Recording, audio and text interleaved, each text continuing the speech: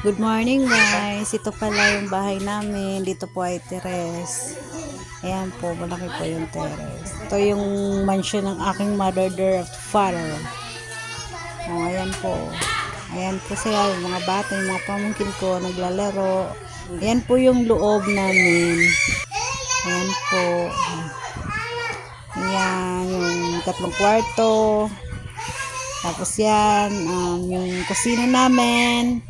Tapos, yeah, video okay. Ayan.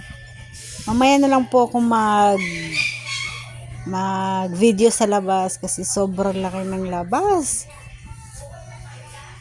Sakit ang paa ko, kakalakad eh. Ayan po yung kusina namin gagawin pa. Diyan po ililipat yung kusina namin. Ayan, ayan.